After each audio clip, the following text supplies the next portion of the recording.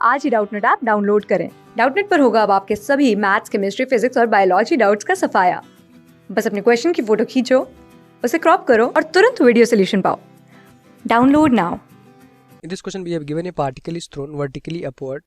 The correct graph between its speed v and the time t is given by neglecting air resistance. ठीक, हमें क्या बताना था? Correct graph between speed and time t, और हमें उसका एयर रेजिस्टेंस नेग्लेक्ट करना है। इंपॉर्टेंट बात क्या है कि बॉडी को हम अभी वर्टिकली अपवर्ड थ्रोन कर रहे हैं। तो यहाँ से हम मान लेते हैं, हमने मान लिया हमारे पास कोई एक बॉडी थी जिसको हमने अभी यहाँ पे अर्थ के सरफेस पे थी, इसको अपवर्ड डायरेक्शन में हमने थ्रो कर दिया। अब जैसे इसको थ्रो किया होगा, लेट्स से इसकी इनिशियल स्पीड u थी और u स्पीड से ऊपर की तरफ जा रहा था। अब हमें पता है अगर किसी बॉडी को आप अपवर्ड डायरेक्शन में थ्रो करते हो तो उसका जो एक्सेलरेशन ड्यू टू ग्रेविटी नीचे की तरफ लगता है g। ठीक, अब देख पा रहे हो कि स्पीड और g दोनों अपोजिट डायरेक्शन में, एक्सेलरेशन जो बॉडी पे लगेगा एक ही लगेगा और उसका क्या होगा, ग्रेविटी के इक्वल होगा। ठीक, हमें पता है कोई बॉडी अगर ऊपर की तरफ मोशन करती है तो एक्सेलरेशन ड्यू टू ग्रेविटी नीचे की तरफ लगता है। तो यहाँ से हम देख पा रहे हैं इस इंस्टेंट में क्या होगा, जिस इंस्टेंट पे आप बॉडी को ऊपर की तरफ फेंके होंगे, एक्चुअली आपने स्पीड ऊपर की तरफ दिया होगा, यू स्पीड से मूव किया होगा, एक्सेलरेशन ड्यू टू ग्रेविटी उसका नीचे की तरफ लग रहा होगा। स्पीड और एक्सेलरेशन ड्यू टू ग्रेविटी या फिर एक्सेलरेशन इसको बोल सकते हैं, स्पीड और एक्सेलरेशन दोनों एक दूसरे के अपोजिट डायरेक्शन में है। इट मीन्स कि इसकी जो बॉडी की स्पीड होगी, जैसे जैसे ऊपर जा रहा होगा इसकी स्पीड कंटिन्यूसली कम हो रही होगी। क्यों? क्योंकि जो हमारे पास ये एक्सेलरेशन है अपोजिट डायरेक्शन में लग रहा है। हमें पता है अगर किसी भी बॉडी पर वेलोसिटी और एक्सेलरेशन दोनों अपोजिट डायरेक्शन में होते हैं तो उस समय बॉडी की स्पीड या वेलोसिटी कंटिन्यूसली कम होती है। तो यहाँ पे हमें स्पीड की बात करनी थी, तो बॉडी की स्पीड यहाँ पे क्या होगी, कम होगी। ठीक, क्यों? क्योंकि हमारा जो एक्सेलरेशन एक्चुअली डी एक्सेलरेशन का काम करेगा और स्पीड को कम कर रहा होगा। तो जैसे जैसे बॉडी इस पाथ पे स्ट्रेट लाइन मोशन करते हुए अपवर्ड डायरेक्शन में जा रही होगी, उसकी स्पीड कम हो रही होगी, कम हो रही होगी, कम कम। एक ऐसा मोशन टाइम आएगा कि किसी एट टाइम टी पर बॉडी की स्पीड पूरी तरह से हो जाएगी जीरो। ठीक, क्लियर हो गया? अब यहाँ से हम लगाते हैं अपना इनिशियली पॉइंट हमने यहाँ पे छोड़ा था, t equals to zero time पे यहाँ पे थी। At any time t equals to T समय पे बॉडी इतना हाइट पे गई, उसकी वेलोसिटी हो गई जीरो। क्यों? क्योंकि ये speed acceleration due to gravity की वजह से कंटिन्यूसली रिड्यूस कर रहा था, क्योंकि ये g नीचे की तरफ लग रहा था। ठीक, अब मैक्सिमम इतना हाइट तक ये जा सकता था। अगर यहाँ पे कोई हमसे पूछे कि एट एनी टाइम t इतना जा सकता था, किसी टाइम t पर यहाँ पे पहुंची थी, at any time t equals to T, इसकी स्पीड बताइए। तो हमने कहा इसकी स्पीड कितनी है, v। अब हम इसकी स्पीड बताते हैं, तो कैसे बताओगे? Newton first equation of motion, v equals to क्या होता है, u plus a T. Clear हो गया? ये हमारा होता है v क्या होता है, फाइनल स्पीड, u क्या होता है, इनिशियल स्पीड। तो जो हमने बॉल को ऊपर थ्रोन किया था उसकी इनिशियल स्पीड कितनी थी, u। अब यहाँ से साइन कन्वेंशन लेंगे, अगर ऊपर वाले डायरेक्शन को आप पॉजिटिव मान रहे हो तो नीचे वाला डायरेक्शन ऑलरेडी क्या हो जाएगा, हमारे पास नेगेटिव हो जाएगा। ठीक, क्योंकि एक्सेलरेशन हमारा डाउनवर्ड डायरेक्शन में लग रहा है तो यहाँ पे एक्सेलरेशन नेगेटिव हो जाएगा। वैल्यू पुट कर दीजिए, v equals to initial speed हमने माना u है, यहाँ पे माइनस आ जाएगा, acceleration due to gravity g के इक्वल हो जाएगा टाइम t। ये हमारा रिलेशन आ गया। जैसे जैसे ये अपवर्ड डायरेक्शन में मोशन कर रहा होगा तब का ये फॉर्मूला है। ठीक, जब अभी अपवर्ड डायरेक्शन में मोशन कर रहा था। तो यहाँ से हम क्या देख पा रहे हैं कि जो फाइनल स्पीड है या बॉडी की स्पीड है टाइम t पे डिपेंड कर रही है। अब यहाँ से अगर देखो जैसे जैसे टाइम t बढ़ेगा तो ये पूरा टर्म बढ़ेगा, यहाँ पे नेगेटिव साइन लगा। इट मीन्स कि बॉडी की जो स्पीड होगी कम हो रही होगी, और हम देख भी पा रहे हैं क्योंकि क्यों कम होगा, क्योंकि वेलोसिटी और एक्सेलरेशन दोनों एक दूसरे के अपोजिट डायरेक्शन में एक्ट कर रहे हैं। क्लियर हो गया? एट एनी टाइम टी हमने स्पीड निकाला, क्या आ गया ये। अब जैसे जैसे और ऊपर जा रहा होगा, टाइम बढ़ रहा होगा, तो इसकी स्पीड कम हो रही होगी, एक बार इसकी स्पीड हो जाएगी जीरो। ठीक, अच्छा अगर इस ग्राफ को देखें, अगर यहाँ पे हम कहें time t equals to zero हो जाए, अगर time t equals to zero हो जाए तो यहाँ पे वैल्यू जीरो पुट करेंगे, ये पूरा टर्म हो जाएगा जीरो। इट मीन्स उस समय बॉडी की जो स्पीड होगी मैक्सिमम होगी।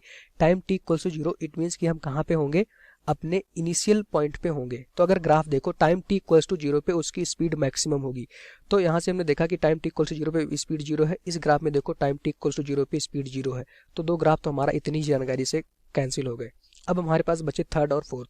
अब हमें एक्चुअली पाथ देखना पड़ेगा। अब यहाँ से देखेंगे, अगर फोर्थ ग्राफ देखो तो बॉडी की स्पीड कह रहा है कांस्टेंट है, तो ये भी तो गलत हो गया, क्योंकि time t equals to zero पे माना कि इसकी स्पीड मैक्सिमम है, उसके बाद क्या होगा, स्पीड घट रही है। यहाँ पे देख पा रहे हो इसकी स्पीड कांस्टेंट है, इट मीन्स ये भी हमारा गलत हो गया। तो ऑप्शन थर्ड इस क्वेश्चन का राइट आंसर होगा। कैसे, हम देखते हैं।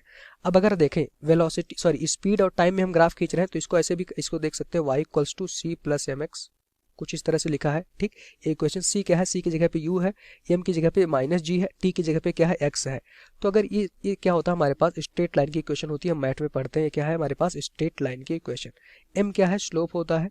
अब अगर इसको अपने से कंपेयर करो, चूंकि हम ये y क्या होता है, y एक्सिस, x क्या होता है, x एक्सिस, तो यहाँ से देखेंगे ये हमारा v है y एक्सिस, टाइम है t x एक्सिस, और ये हमारा u क्या हो जाएगा, y एक्सिस इंटरसेप्ट जिसको बोला जाता है c, वाई एक्सिस इंटरसेप्ट होता है तो सी की जगह पे यहाँ पे यू है, वाई एक्सिस इंटरसेप्ट होगा पॉजिटिव है, ए यहाँ पे नेगेटिव है, ए हमारा जी क्या हो जाएगा स्लोप, नेगेटिव स्लोप होगा। अब यहाँ से देखोगे कौन सा स्लोप नेगेटिव होगा, ये वाली लाइन का। देख पा रहे एक स्ट्रेट लाइन की इक्वेशन है, उसका स्लोप हमारा नेगेटिव है इस एक्सिस से, देखो ये स्लोप हमारा नेगेटिव होगा इस लाइन का टाइम वाली एक्सिस से, ठीक। इट मीन्स कि स्लोप नेगेटिव होगा, इट मीन्स कि लाइन इस तरह से बनेगी। अब मैक्सिमम वेलोसिटी कितनी हो सकती थी at time T equals to 0, उसकी वैल्यू कितनी है यू, इसको बोला जाता है वाई एक्सिस इंटरसेप्ट, ठीक। तो यहाँ से हो गया।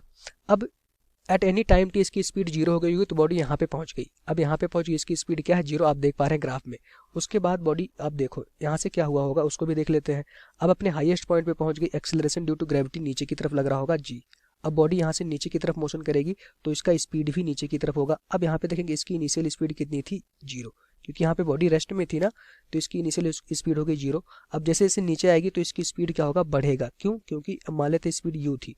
अब बढ़ेगा इसलिए क्योंकि एक्सेलरेशन और बॉडी की स्पीड दोनों एक ही डायरेक्शन में लग रहे हैं। पहले क्या था, एक्सेलरेशन और स्पीड दोनों एक दूसरे के अपोजिट डायरेक्शन में थे, लेकिन जब ये सबसे हाईएस्ट पॉइंट पे पहुंच जाएगी, जब नीचे की तरफ मोशन करेगी तो एक्चुअली यहाँ पे बॉल किसी समय आ जाएगी तो इसकी स्पीड नीचे की तरफ होगी और एक्सेलरेशन ड्यू टू ग्रेविटी भी नीचे की तरफ लग रहा है, दोनों एक ही डायरेक्शन में लग रहे होंगे। इट मीन्स कि बॉडी की स्पीड बढ़ेगी।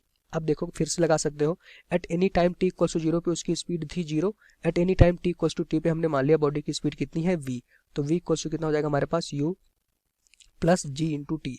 अब यहाँ पे इस बार पॉजिटिव साइन आएगा, क्यों, क्योंकि हम देख पा रहे हैं कि स्पीड और जी दोनों एक ही डायरेक्शन में है, तो यहाँ पे हमारे पास एक्सीलरेशन ड्यू टू ग्रेविटी क्या होगा जी ही होगा और वो पॉजिटिव साइन में होगा।